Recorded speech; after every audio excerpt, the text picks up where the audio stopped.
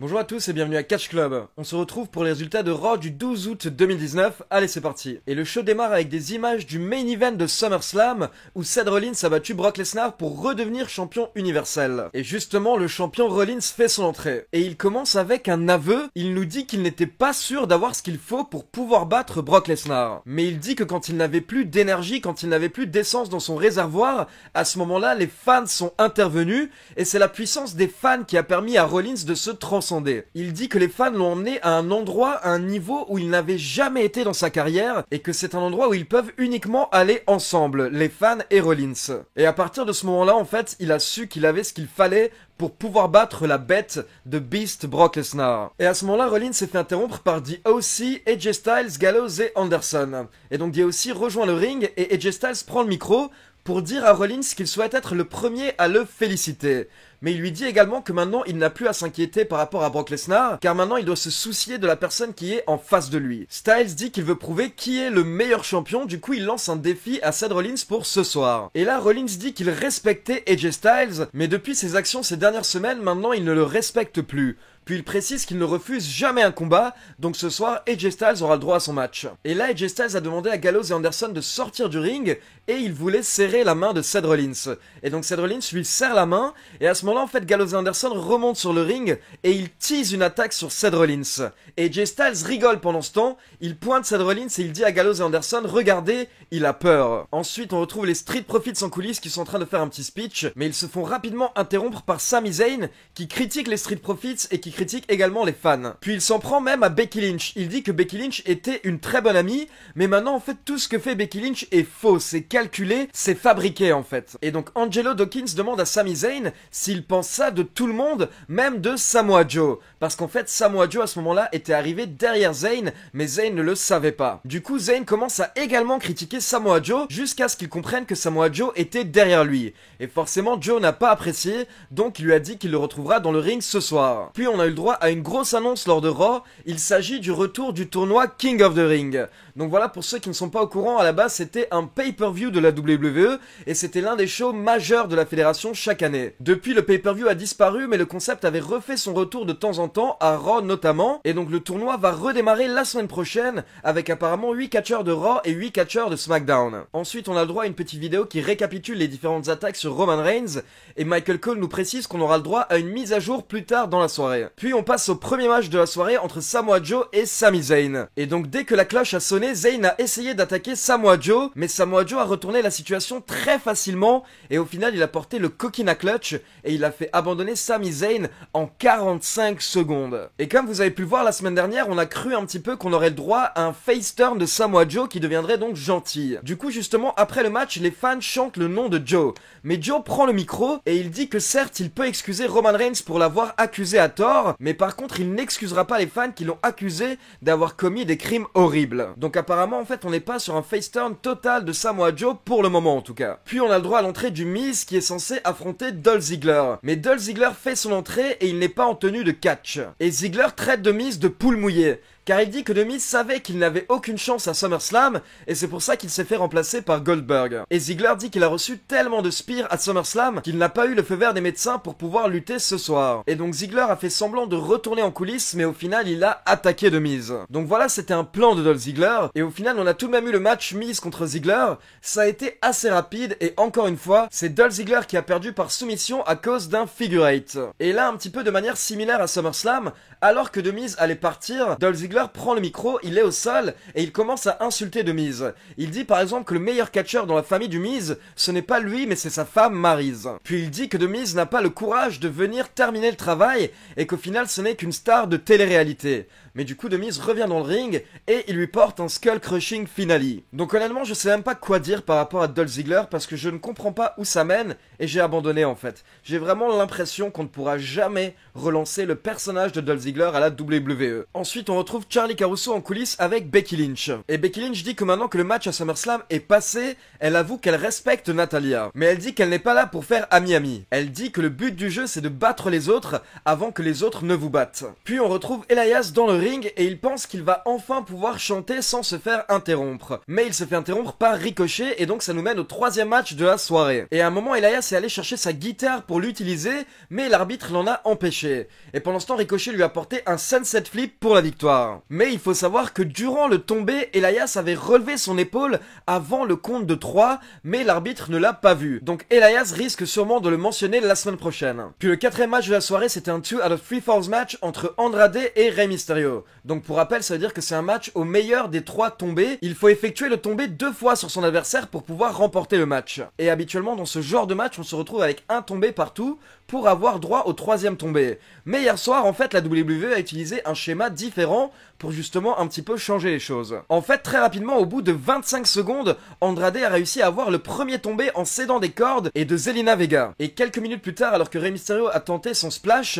Andrade l'a contré avec ses genoux, puis lui a porté son Hammerlock DDT pour le second tombé, et donc Andrade remporte le match 2-0, ce qui est assez rare dans les 2 out of 3 falls, spécialement à la WWE. Donc on peut dire que c'est une très grosse victoire pour Andrade en 5 minutes 30 face à Rey Mysterio. Ensuite, très rapidement, il faut savoir qu'on a eu droit à une interview de Steve Austin par Skype, et en fait, c'était pour hyper la nouvelle émission de Steve Austin qui est diffusée après Raw. Puis on retrouve Rey Mysterio en coulisses qui est interviewé par Charlie Caruso, et Rey Mysterio est dans un mauvais état, il ne se sent vraiment pas bien en fait dans la tête, car cette défaite lui a fait beaucoup de mal, et du coup il est sous le choc en fait. Et donc Mysterio dit qu'il ne sait pas où va sa carrière, mais il répète une chose, il doit subvenir aux besoins de sa famille, il faut absolument qu'il puisse travailler pour avoir de l'argent pour sa famille. Et donc on voit un Rey Mysterio qui était au bord des larmes, et ça devait être un moment vraiment touchant en fait.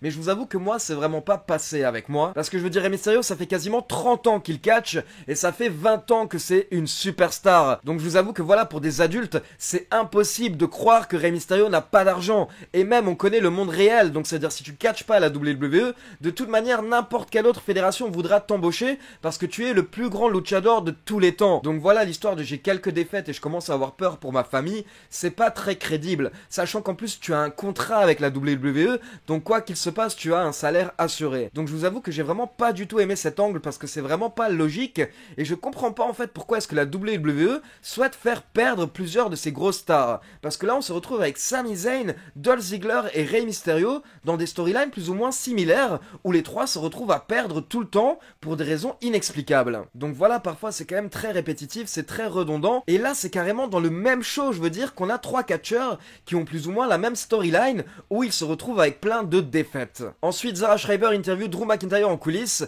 et donc Drew McIntyre dit qu'il va mettre fin au conte de fées de Cedric Alexander. Et donc McIntyre et Alexander font leur entrée, et Michael Cole précise que les deux catcheurs seront dans le King of the Ring. Et il précise que le tournoi va débuter la semaine prochaine, donc apparemment le tournoi va s'étaler sur plusieurs shows. Concernant le match, on a eu droit à un bon match avec Cedric Alexander qui s'est plutôt bien défendu, mais qui à la fin s'est pris un Claymore Kick, donc vainqueur Drew McIntyre en environ 9 minutes. Puis une caméra nous montre Paul Heyman en coulisses qui a l'air de mauvaise humeur et qui rentre dans les vestiaires de Brock Lesnar. Ensuite, le 6ème match de la soirée, c'était Robert Roode contre No Way Jose. Et donc c'est Roode qui a remporté le match de manière très rapide en 1 minute 30 avec son Glorious DDT. Puis on retrouve Charlie Caruso en interview avec Paul Heyman en coulisses. Et Heyman parle du fait que la WWE a annoncé que Brock Lesnar n'aura pas le droit à un rematch automatique. Et donc Paul Heyman galérait un petit peu à dire ce qu'il pense parce qu'il était énervé, et au final il a tout simplement laissé tomber et il est retourné dans les vestiaires de Brock Lesnar. Puis le prochain match, c'était les Revival contre Lince Dorado et Grand Metalik. Et le match s'est fait interrompre par l'entrée de R-Truth qui a été suivi comme d'habitude par une dizaine de catcheurs. Et à ce moment-là, R-Truth s'est retrouvé avec les Revival dans le ring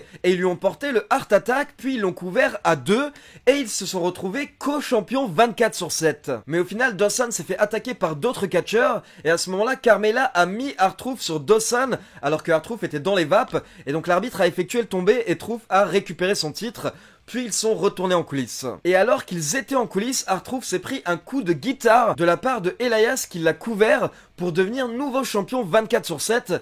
Donc pour info, c'est le 3e règne de Elias. Puis on a à nouveau le droit à une petite vidéo sur la saga Roman Reigns, et Michael Cole nous dit qu'on aura des news au final lors de SmackDown. Puis Natalya arrive sur le ring et elle a l'air d'être blessée à un bras. Et elle dit qu'à SummerSlam, la meilleure catcheuse a gagné. Puis elle dit en fait qu'elle s'est disloqué l'épaule et qu'apparemment elle devra passer des tests dans la semaine. Et donc Natalya a commencé à faire un speech très sincère où elle a parlé de sa relation avec Lynch, Puis elle a mentionné son père, et elle a dit en fait que hier, ça faisait 1 an jour pour jour que son père, la légende Jim The Anvil Neidhart, était décédé. Et là, on a eu le droit à une grosse surprise, une surprise à laquelle je m'attendais, et dont je vous avais parlé justement dans ma review de SummerSlam. Car on a eu le droit au retour de Sasha Banks. Et donc elle a reçu une grosse pop, Michael Cole était content de la voir, mais tout de suite en fait Corey Graves a dit que lui il n'était absolument pas content de la voir, et qu'elle n'a qu'à retourner sur internet faire des petits commentaires. Et donc Banks rentre dans le ring, elle fait un câlin à Natalya, puis elle va chercher un micro. Mais d'un coup, elle se retourne et elle met un gros coup de poing à Natalya. Et en même temps, en fait, elle enlève ses cheveux pour révéler en fait qu'elle portait une perruque et que maintenant, elle n'a plus les cheveux roses, mais bleus. Donc voilà, j'imagine que c'est comme les Pokémon. En fait, elle a dû évoluer. Maintenant, c'est un Pokémon aquatique. Et donc là, c'est parti. Sasha Banks a commencé à attaquer Natalya de manière très violente. Elle a jeté à l'extérieur du ring contre les escaliers. Et ce qui est drôle, c'est qu'on a eu le droit à un chant du public qui chantait Thank you Sasha. Donc merci Sasha. Mais on a eu le droit à l'entrée de Becky Lynch pour sauver Natalya. Et là, le public était à fond, les deux catcheuses ont commencé à se battre dans le ring, puis Sasha Banks est sortie à l'extérieur et Becky Lynch l'a suivi. Et à partir de ce moment-là, en fait, Sasha Banks a pris l'avantage. Elle a mis un coup de poing à Becky Lynch, puis elle l'a jeté contre les escaliers, et elle a attrapé une chaise. Et là, elle a commencé à s'acharner sur le dos de Becky Lynch. Et donc, petite remarque déjà par rapport à ce moment, il faut savoir que pendant qu'elle mettait des coups de chaise à Becky Lynch, à un moment en fait, Becky Lynch a levé sa tête, et donc elle s'est pris un coup de chaise assez violent sur le dos du crâne. J'espère qu'elle ne s'est pas blessée à ce moment-là. Et à un autre moment en fait, alors que Becky Lynch était au sol près de la barrière, Sasha Banks lui a mis une gifle. Et à ce moment-là, la tête de Becky Lynch s'est cognée contre la barrière, et clairement en fait, Becky Lynch n'a réellement pas apprécié, et du coup on a pu voir qu'elle a poussé violemment Sasha Banks et elle a essayé de lui mettre des coups de pied. Et c'est Bubba Ray Dudley qui a précisé sur Twitter que clairement en fait à ce moment-là, il y a eu de la réelle tension entre les catcheuses, selon lui en tout cas. Donc voilà, gros retour de Sasha Banks en tant que heel et qui s'en prend tout de suite à la championne de Raw. Donc voilà, j'imagine qu'on va avoir le droit à une belle rivalité entre Lynch et Sasha Banks. Puis comme chaque semaine, on a eu le droit aux Viking Raiders qui ont battu 2 talents locaux en 1 minute 30 comme d'habitude. Puis le 9e match de la soirée, c'était Alexa Bliss et Nikki Cross contre les Kabuki Warriors. Et pour info, Paige ne les accompagnait pas car Paige doit bientôt se refaire opérer au cou. Et on a eu le droit à un bon match d'environ 9 minutes et on a pu voir que Nikki Cross et Alexa Bliss travaillaient bien ensemble et donc elles ont remporté le match suite à un neckbreaker puis un Twisted Bliss. Et donc on passe au main event entre Seth Rollins et AJ Styles qui était bien entendu accompagné par Gallows et Anderson. Du coup forcément Gallows et Anderson ont essayé d'intervenir plusieurs fois lors du match et au bout d'un moment l'arbitre les a éjectés. Mais alors que Rollins est en train de prendre le dessus sur AJ Styles, Gallows et Anderson sont intervenus et ils ont attaqué encore une fois Rollins pour la disqualification. Et donc derrière on s'est retrouvé avec un 3 contre 1, du coup Ricochet est intervenu pour essayer d'aider Seth Rollins, mais rapidement DOC se sont également occupés de Ricochet.